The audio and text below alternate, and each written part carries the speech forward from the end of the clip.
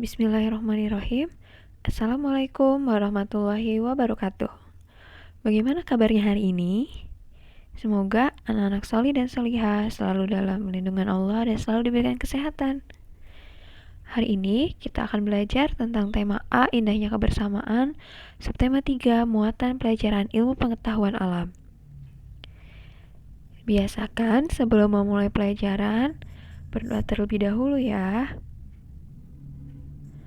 Di beberapa daerah, makanan tradisional ditawarkan oleh pedagang keliling dengan cara berteriak atau membunyikan alat tertentu. Seperti berikut ini.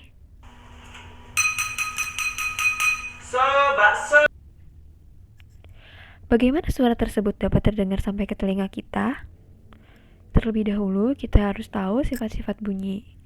Yang pertama, bunyi dapat dipantulkan. Kedua, bunyi dapat merambat. Dan yang ketiga, bunyi dapat diserap. Perhatikan penjelasan berikut ini mengenai sifat-sifat bunyi. Yang pertama, bunyi dapat dipantulkan. Apabila bunyi mengenai permukaan benda yang keras, seperti permukaan dinding semen, kaca, atau seng, bunyi tersebut akan dipantulkan. Kedua, bunyi dapat merambat.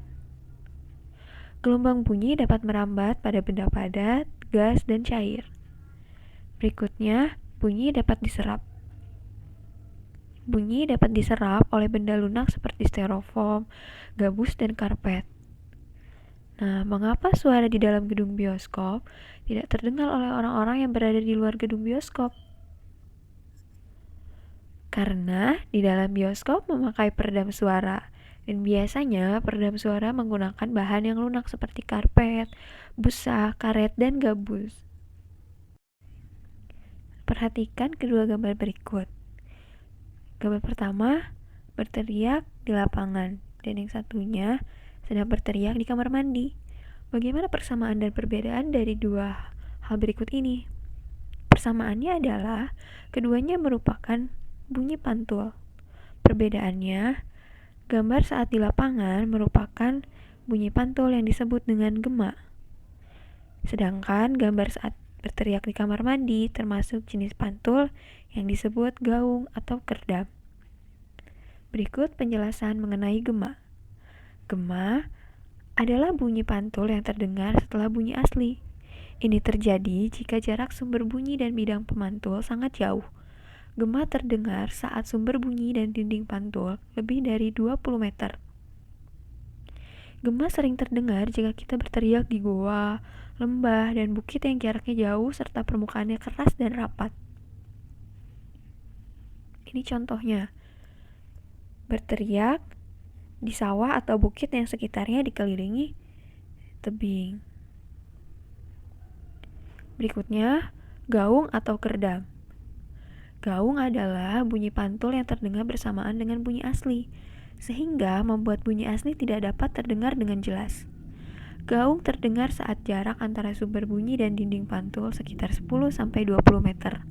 Hal ini menyebabkan hanya sebagian bunyi pantul yang tiba bersamaan dengan bunyi asli. Contohnya, berteriak di dekat tebing.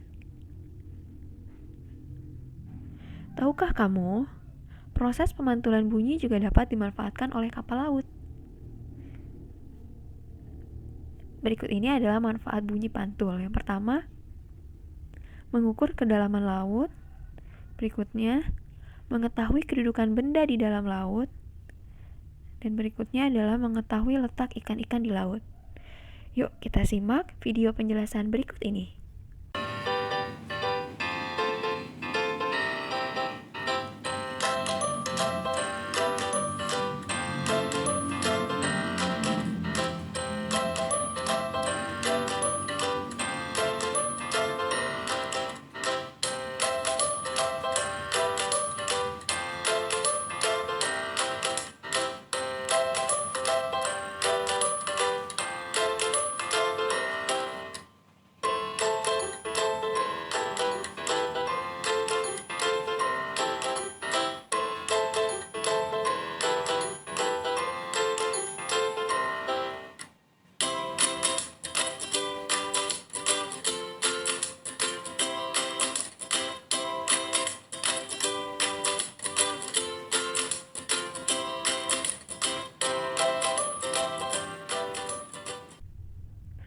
Alhamdulillah, materi sudah selesai disampaikan.